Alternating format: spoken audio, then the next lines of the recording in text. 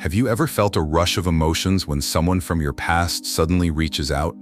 Your heart races, your mind spins, and before you know it, you're crafting the perfect reply. But here's the truth. Your response defines your power. Think about it. That message isn't just a notification on your phone, it's a trigger for all the emotions you thought you had under control. But Stoicism teaches us that emotions are visitors, not rulers. The real question isn't, why are they reaching out? It's how will I respond? And more importantly, will I respond from a place of strength or insecurity? This video isn't about playing mind games, it's about mastering yourself. Welcome back to Stoic Spirit. Today, we'll explore 10 Stoic mistakes people make when they get that unexpected message and how to avoid them to maintain emotional clarity and control. You'll learn how to stay grounded, unshaken, and in control, no matter who reaches out or why. By the end of this video, you won't just know what to say, you'll understand how to think. And that's where real power begins. Make sure to watch until the very end because the final mistake is the most common and the most damaging. If you find this helpful, don't forget to hit the like button, subscribe to Stoic Spirit, and turn on notifications so you never miss a lesson in emotional mastery. Let's dive in. Number 1. Mistaking their message for validation. When someone reaches out, it's tempting to think, they must miss me. I mattered. Your mind races, creating stories to fill in the gaps. But here's the Stoic truth. External validation is fleeting. It's like chasing shadows. The more you run after it, the further it drifts away. Stoic insight. Marcus Aurelius said, "The happiness of your life depends upon the quality of your thoughts." Their message doesn't define your worth. Your mindset does. Your value isn't determined by a text popping up on your screen. It's rooted in who you are when no one is looking. Example. Imagine receiving a text from someone you cared about deeply. Your first reaction might be excitement or anxiety, thinking, do they still care? But instead of spiraling, pause. Reflect on the fact that their message is just data, neutral until you assign it meaning. Practical tip. Before you reply, pause and ask yourself, am I seeking validation or am I grounded in self-respect? Would I feel the same sense of importance if this message came from a stranger? Practice exercise. Next time you get that unexpected message, pause for 5 minutes before replying. No matter how tempting it is to respond immediately, write down your initial emotional reaction on paper. Seeing it written down helps separate feeling from fact. Reframe the narrative. Instead of thinking, they miss me, shift to, I'm grateful for the growth I've experienced since we last connected. Mindset shift. Remember, you were whole before the message arrived, and you'll be whole after. The message isn't a sign of your worth. It's just a notification. You define the meaning. You hold the power. Number 2. Over-explaining yourself. Feeling the need to justify your feelings or actions is often a sign of insecurity. A high-value person speaks with clarity, not excess. When you over-explain, you unconsciously signal that you're seeking approval or afraid of being misunderstood. But here's the truth. Your actions don't need an audience of validation. Stoic insight. Epictetus said, don't explain your philosophy, embody it. In other words, let your actions speak so clearly that you never need to defend them. Example. Imagine receiving a text like, hey, I've been thinking about you. How have you been? Instead of replying with a long explanation like, oh, I've been busy with work, traveling a lot, trying to stay focused on my goals. Things have been complicated, but I'm managing. What about you? Keep it simple. Hope you're well. What made you reach out? This shows confidence and curiosity without emotional attachment. It puts the focus back on them, where it belongs. Practical tip. Next time you feel the urge to over-explain, pause and reflect. Ask yourself, am I explaining to be understood or to be validated? Edit before sending. Write your message, then cut it in half. Remove anything that sounds like justification. Anchor in simplicity. Remind yourself, my value doesn't require explanation. Real-life practice. Exercise. Try having a conversation where you respond with no more than one sentence for each question.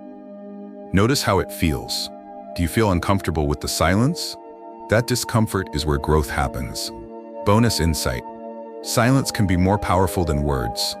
When you resist the urge to fill the silence with explanations, you give both yourself and the other person space to process. This creates a dynamic where your words carry more weight because they are deliberate and meaningful. Mindset shift. Brevity is confidence. When you own your words without excess, you project strength. Remember, silence isn't emptiness, it's presence. Let your words be few but powerful. Each word you choose should carry intention, not insecurity. Number 3. Reacting emotionally instead of responding rationally. A simple text shouldn't have the power to dictate your emotional state. You control your reactions, not the triggers. Yet, it's easy to let a notification shift your mood instantly, turning a peaceful day into an emotional whirlwind. Stoicism teaches us that external events are neutral. It's our perception that gives them power. Mindset shift. When you receive a message, instead of reacting immediately, think, this is just data, not a demand for my emotions. A message is simply information, not a reflection of your worth or a command that requires an emotional response. Stoic insight. Epictetus said, it's not what happens to you, but how you react to it that matters. This applies perfectly to how we handle unexpected messages. The content of the message holds no power until you assign it meaning. Example: imagine receiving a text from someone who ghosted you. Your heart races, your mind floods with questions, and suddenly your mood shifts. But pause. Does this message truly deserve the power to alter your emotional landscape? Or are you allowing a few words on a screen to control your peace? Practical exercise. The emotional detachment technique. Pause before responding. When you receive an unexpected message, don't react immediately. Put your phone down and take a few deep breaths. Label the emotion. Identify what you're feeling. Anger, excitement, anxiety. Naming the emotion helps you gain control over it. Reframe the thought. Instead of thinking, why are they texting me? Shift to, interesting. They sent a message. That's all it is. Respond with intention. Only reply when you feel calm and clear-headed. Remember, silence is a valid response. Reflection questions. Why does this message trigger such a strong emotional response? Am I reacting to the content or the story I've created around it? What would a calm, rational version of me do right now? Real-life scenario. Think of a time when a single message changed your mood. What if you had paused, reflected, and responded differently? How might that have shifted the outcome? Advanced practice. The message as data challenge. For 1 week, treat every message you receive as neutral data. Before responding, ask, is this urgent, important, or just information? Observe how this practice changes your emotional reactions. Bonus insight. You are not obligated to respond to every message. Your time, attention, and peace are valuable. Protect them fiercely. Key takeaway. A message is just words on a screen. It doesn't define you, control you, or dictate your emotional state unless you let it. Respond with intention, not impulse. While mastering emotional reactions is crucial, there's another trap we often fall into when the past comes knocking: ignoring the lessons we've already learned. Let's dive into how we can avoid repeating the same mistakes. If this resonates with you, drop a comment below. I'd love to hear your thoughts on how you manage emotional triggers. Now that we've explored how to master your emotional reactions, let's shift our focus to another common trap: ignoring the lessons we've already learned from the past. Number 4. Ignoring the lesson from the past. When people from your past return, it's easy to romanticize what was. Nostalgia has a way of painting the past in golden hues, often blurring the lessons we were meant to learn. But the past holds lessons, not destinations. Stoicism reminds us that growth comes from reflection, not from revisiting old chapters expecting a different ending. Reflection. Ask yourself, why did this end? What did I learn from that experience? Am I drawn to this person because of genuine connection or because of familiar comfort? What patterns am I repeating by allowing this back into my life? Stoic insight. Seneca said, "We suffer more often in imagination than in reality." This quote is a powerful reminder that our minds can create illusions of what was, distorting the reality of past experiences. Example: imagine an ex-partner reaches out after months or years of no contact. Instantly, memories flood in. The laughter, the shared moments, the connection. It's tempting to focus on the highlights, conveniently forgetting the arguments, the misalignment of values, or the emotional toll. This selective memory is a trap. You may remember the warmth of shared mornings, but forget the sleepless nights filled with doubt. Practical strategy to break the illusion. Write down the facts. List the reasons the relationship ended without sugarcoating. Be brutally honest. Compare growth. Reflect on how much you've grown since then. Are you the same person who tolerated those issues, or have you evolved? Ask the hard question. Would the person I am today make the same choices I did back then? Visualize the full picture. Not just the good times, but also the moments that tested your peace. Mindset exercise, the lesson ledger. Draw 2 columns, what I miss versus what I learned. For every nostalgic thought, counter it with a lesson learned. This shifts your focus from emotional longing to personal growth. Add a 3rd column, why it no longer serves me. This reinforces clarity about why moving forward is the healthier choice. Real-life reflection. Think about a time when you gave someone a second chance, ignoring red flags because you hoped things had changed. Did it work out differently, or did old patterns resurface? Often, we confuse time passing with personal growth, but unless there's evidence of genuine change, the same issues will likely reappear. Bonus insight. Growth is about moving forward, not revisiting the past, hoping it's different. The past was a classroom, not a comfort zone. You're not meant to live there. Advanced practice.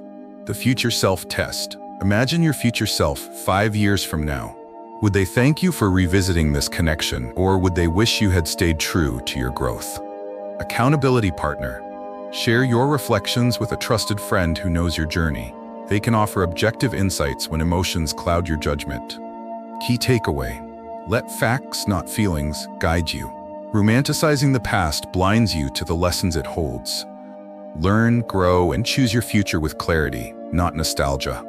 Your growth deserves more than repeating old chapters. Have you ever faced a situation where nostalgia clouded your judgment? Share your story in the comments below. Let's learn from each other's lesson. While the past holds valuable lessons, how we set boundaries today determines our growth moving forward. Let's explore why protecting your boundaries is crucial for emotional clarity. Number 5, sacrificing your boundaries. Reconnecting with someone from your past can stir up emotions that blur your sense of self. But reconnection should never come at the cost of your personal boundaries. Boundaries are not about keeping others out. They're about protecting your peace. They define what you allow into your life and what you don't. They are acts of self-respect. Reminder, boundaries aren't walls to keep people out. They're gates to protect your peace. A gate opens and closes on your terms. Healthy boundaries communicate that you value yourself enough to set limits. Example, imagine an old friend who always drained your energy with negativity suddenly wants to reconnect. You feel obligated because of your shared history. But here's the truth. History doesn't justify emotional exhaustion. Boundaries help you recognize when to engage and when to step back. Practical exercise. Defining your non-negotiables list. Your core values. Write down the top 5 things that matter most to you, e.g., respect, honesty, peace, growth, time. Identify emotional triggers. Think of past situations that made you feel uncomfortable. What boundary was crossed? Create your non-negotiables. Define clear limits. For example, I will not tolerate passive-aggressive behavior. I don't engage in conversations that feel one-sided or draining. I require open, honest communication in any relationship. Reflection practice. When someone reaches out, review this list before responding. Ask, does reconnecting with this person align with my values? Am I saying yes out of guilt or genuine desire? Mindset shift. Saying no doesn't make you unkind. It makes you self-aware. It's an act of love for yourself. Real-life scenario. Think about someone from your past who frequently crossed boundaries. How did it make you feel? What would you do differently now? Advanced boundary reinforcement. The pause response. Instead of replying immediately to a message, give yourself time to assess. A simple, let me get back to you on that, buys you space to think. The boundary check-in. Every month, reflect on your interactions. Are your boundaries being respected? If not, adjust accordingly. Bonus insight. Boundaries are not about controlling others' behavior. They're about controlling your environment. You can't always choose who reaches out, but you can choose how you respond. Key takeaway. Protecting your peace isn't selfish, it's essential. Your boundaries are not barriers to connection. They are the framework that allows healthy, respectful relationships to flourish. Boundaries help protect your peace, but sometimes we unknowingly cross our own limits when we try to recreate what's already gone. Let's uncover why holding on to the past can hold you back. Number 6. Trying to recreate the past. It's natural to crave what was familiar, especially when memories feel comforting and safe. But growth means embracing change, not clinging to what once was. Trying to revive the past often leads to disappointment because people, circumstances, and even you have evolved. The illusion that things can be exactly as they were keeps us trapped in cycles that no longer serve us. Mindset shift. Instead of asking, "Can we get back to how it was?" ask, "Does this align with who I am now?" This shift allows you to evaluate relationships from a place of growth rather than nostalgia. Stoic lesson. Marcus Aurelius wrote, "Time is like a river, made up of the events which happen, and a violent stream. For as soon as a thing has been seen, it is carried away, and another comes in its place." This reminds us that life is in constant motion. Growth isn't about going back, it's about moving forward with wisdom. Example.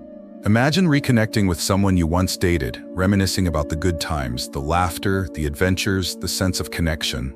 But beneath the surface, you forget the reasons it didn't work. Unmet needs, incompatible values, emotional immaturity. Trying to recreate that version of the relationship ignores the lessons learned. Practical exercise. The growth alignment test. Reflect on your growth. List the ways you've grown since the past relationship ended. Consider your values, goals, and emotional maturity. Evaluate compatibility today. Does this person's current behavior align with your present self? Or are you both trying to fit into old roles that no longer exist? Visualize the outcome. Imagine re-entering the relationship exactly as it was. Does it support your growth or does it pull you backward? Real-life scenario. Think of a time you rekindled an old friendship or relationship. Did it genuinely feel different, or did old patterns resurface?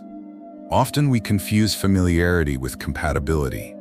Advanced practice, the future self-reflection. Write a letter from your future self, 5 years ahead, reflecting on the decision to reconnect. What advice would they give you? Identify whether this connection adds value to your future or keeps you anchored to the past. Bonus insight. Growth isn't linear, but it always moves forward. Clinging to the past can feel safe, but true safety comes from self-awareness and honoring your personal evolution. Key takeaway. The past was a chapter, not the whole story. Don't reread it expecting a different ending. Instead, use its lessons to write new, wiser chapters in your life. While clinging to the past can cloud our judgment, forgetting your own worth is an even greater cost. Let's dive into why you've always been the prize, with or without their attention. Number 7. Forgetting that you are the prize. When someone reaches out, it can feel flattering. The sudden attention can trigger a rush of validation, making you feel seen, valued, and important. But here's the truth. Your worth isn't tied to someone's attention. Their message is not a measure of your value. It's just a reflection of their momentary interest. Affirmation. I am not defined by who reaches out to me. I define my worth through my growth. This is a powerful reminder that your self-worth is intrinsic, not dependent on external validation. Reflection. High-value individuals don't chase, they attract through confidence, clarity, and self-respect. When you truly believe you are the prize, your energy shifts. You no longer feel the need to convince anyone of your value because your existence already speaks for itself. Example. Imagine someone who ghosted you months ago suddenly texts, "Hey, I've been thinking about you." The old you might have felt an urgent need to reply, eager to reignite the connection. But the version of you who knows your worth pauses. You ask, why does this message matter to me? Does their attention change anything about who I am? The answer? It doesn't. Emotional story. Picture this. You spent years believing someone's attention defined your worth. You checked your phone constantly, waiting for their message, as if their words validated your existence. But then, one day, you stopped chasing it. You put down your phone, looked in the mirror, and realized something more powerful than validation: freedom. The freedom of knowing that you are enough, not because someone said so, but because you decided it. That day, the silence felt louder than any message you could have received, and it carried the most important message of all: you are the prize. Practical exercise: the self-worth inventory list. List your accomplishments. Write down achievements, growth moments, and personal victories that define your journey. None of these were dependent on someone else's approval. Identify your core qualities. What makes you you? Is it your resilience, kindness, intelligence, creativity? Recognize these traits as constants, not variables that fluctuate based on others' opinions. Create an empowering mantra. Craft a personal statement that reinforces your value. For example, my worth is unwavering, rooted in who I am, not who notices me. Mindset shift. Your life is not an audition. You don't need to prove your worth to anyone. The people who genuinely see your value will recognize it without you having to perform for their attention. Real-life scenario. Think of someone you once went out of your way to impress. Over time, did their validation truly fulfill you, or was it a temporary boost? Now consider the moments when you felt the most confident. Weren't those the times when you were fully aligned with your own values, regardless of external recognition? Advanced practice: the reverse validation test. Instead of wondering, do they like me? Ask, do I like how I feel around them? Do they align with my standards? This flips the dynamic. You are the evaluator, not the applicant. Bonus insight: the people who matter won't make you question your worth. And when you live from a place of self-assuredness, you'll find that you no longer crave the attention you once thought you needed. Key takeaway: you are the prize, not because someone said so, but because you know so. Carry yourself with that certainty, and you'll attract connections rooted in respect, not validation. Number 8. Confusing loneliness with connection. Sometimes the urge to respond to someone from the past isn't rooted in genuine interest. It's a reaction to loneliness. But there's a profound difference between wanting meaningful connection and simply filling an emotional void. Stoicism teaches us to be comfortable in our own company, to find peace within rather than seeking it externally. Reflection. Ask yourself, am I responding because I truly care or because I fear being alone? Does this connection add value to my life, or is it just a distraction from my feelings? Stoic insight. Marcus Aurelius said, "Nowhere can man find a quieter or more untroubled retreat than in his own soul." This highlights the importance of cultivating inner peace that doesn't rely on external validation. Example: imagine it's a quiet evening. You feel a wave of loneliness, and almost instinctively you scroll through old messages, contemplating texting someone you haven't spoken to in months. But pause and ask yourself, are you genuinely interested in reconnecting, or are you seeking temporary relief from solitude? Practical exercise. Cultivating solitude, not isolation. Redefine alone time. Schedule intentional solitude. Treat it as sacred, not something to be filled but embraced. Engage in purposeful activities. Pursue hobbies, creative projects, or practices like journaling or meditation that deepen your connection with yourself. Emotional check-in. When you feel the urge to reach out, write down your feelings first. What are you truly seeking? Connection or distraction? Mindset shift. Loneliness is a feeling, solitude is a choice. When you shift from fearing solitude to valuing it, you reclaim your power. Real-life scenario. Think of a time you reached out to someone out of boredom or loneliness. How fulfilling was that interaction? Contrast it with a time you connected with someone because of genuine interest. The difference in energy and outcome is often profound. Advanced practice. The self-companionship test. Spend 1 hour alone without distractions. No phone, no social media, no background noise. Just you and your thoughts. Reflect. What did I discover about myself in this silence? What emotions surfaced? Bonus insight. Being alone doesn't mean you're lacking. It means you're whole. True connection with others starts with a deep connection with yourself. Key takeaway. Don't confuse loneliness with the need for connection. Cultivate a life so fulfilling that you never reach out just to fill a void. You are your own best company. Number 9. Seeking closure from others instead of within. We often believe that closure comes from conversations, from hearing those final words, explanations, or apologies.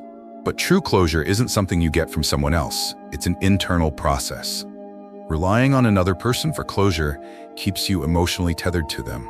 Stoicism teaches us that closure comes from acceptance, not explanations. Stoic insight. Marcus Aurelius wisely said, "No person has the power to ruin your peace unless you give it to them." This means that peace isn't granted or taken by others, it's cultivated within. Closure doesn't come from their apology or acknowledgement, it comes from your decision to let go. Example: imagine someone who hurt you deeply suddenly reaches out. Part of you craves answers. Why did they leave? What went wrong? Was it my fault? But even if you get the answers, will it truly change how you feel? Or is it your own narrative about the situation that needs healing? Practical exercise: the self-closure letter. Write a letter to yourself. Focus on what you've learned, not what you've lost. Start with, "I'm proud of myself for what this experience taught me is, I release the need for answers because I deserve peace." Burn or store the letter. If it feels right, safely burn the letter as a symbolic act of release, or keep it as a reminder of your growth. Reflection questions. What am I hoping to gain from closure that I can't give myself? How does holding on to this expectation serve me? Am I seeking closure, or am I avoiding the discomfort of letting go? Mindset shift. Closure isn't a conversation. It's a conclusion you reach on your own. It's accepting that the past can't be changed and it doesn't need to be understood to be released. Real-life scenario.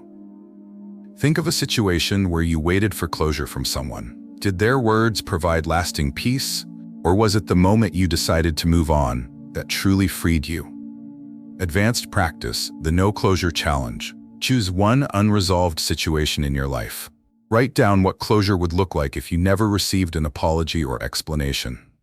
Focus on creating that closure within yourself through acceptance and reframing. Bonus insight: you don't need their words to heal. The most liberating moment comes when you realize that your peace was never in their hands, it was always in yours. Key takeaway: true closure isn't about getting answers. It's about finding peace without them. The past can't define you unless you let it. You are not waiting for closure, you are creating it. Once you realize that closure comes from within, the next step is reclaiming control over how you respond to the unexpected. Let's explore how to stop letting a simple message dictate your emotions. Number 10. Letting their message control your mood.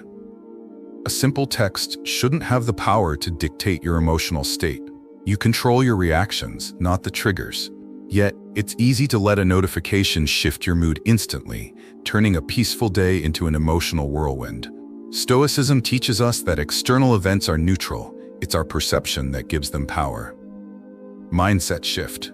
When you receive a message, instead of reacting immediately, think, "This is just data, not a demand for my emotions." A message is simply information, not a reflection of your worth or a command that requires an emotional response. Stoic insight. Epictetus said, "It's not what happens to you, but how you react to it, that matters." This applies perfectly to how we handle unexpected messages. The content of the message holds no power until you assign it meaning. Example: imagine receiving a text from someone who ghosted you. Your heart races, your mind floods with questions, and suddenly your mood shifts. But pause. Does this message truly deserve the power to alter your emotional landscape? Or are you allowing a few words on a screen to control your peace? Practical exercise. The emotional detachment technique. Pause before responding. When you receive an unexpected message, don't react immediately. Put your phone down and take a few deep breaths. Label the emotion. Identify what you're feeling: anger, excitement, anxiety. Naming the emotion helps you gain control over it. Reframe the thought. Instead of thinking, "Why are they texting me?" shift to, "Interesting. They sent a message. That's all it is." Respond with intention. Only reply when you feel calm and clear-headed. Remember, silence is a valid response. Reflection questions. Why does this message trigger such a strong emotional response? Am I reacting to the content or the story I've created around it? What would a calm, rational version of me do right now? Real-life scenario.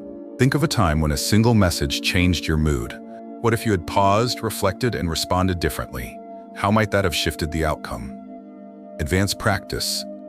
The message as data challenge. For 1 week, treat every message you receive as neutral data. Before responding, ask, is this urgent, important, or just information? Observe how this practice changes your emotional reactions. Bonus insight. You are not obligated to respond to every message. Your time, attention, and peace are valuable. Protect them fiercely. Key takeaway. A message is just words on a screen. It doesn't define you, control you, or dictate your emotional state unless you let it. Respond with intention, not impulse. When someone reaches out, it's not a test of your value. It's a test of your growth. How you choose to respond or not respond reveals more about your inner strength than their message ever could. Ask yourself, am I responding from a place of strength or insecurity? Am I grounded in self-respect or seeking external validation? This self-awareness is the foundation of emotional mastery. Stoic reflection. Marcus Aurelius once said, "The soul becomes dyed with the color of its thoughts." Your thoughts shape your reactions, and your reactions shape your life. Choose thoughts that reflect resilience, clarity, and wisdom. Final mindset shift. Every message, every encounter, every trigger is an opportunity. Not to control others, but to master yourself. Your peace is your power. If you found value in this video, hit the like button, subscribe to Stoic Spirit, and share your thoughts below. Which mistake resonated with you the most? Thank you for watching. Your time and attention are deeply appreciated. This journey towards self-mastery isn't easy, but every step you take matters. Stay stoic, stay strong, and always remember, you are the prize. Not because someone says so, but because you know so. Carry that truth with you every day. The next time your phone lights up with an unexpected message, ask yourself, is this an opportunity to reconnect or a reminder of how far I've grown?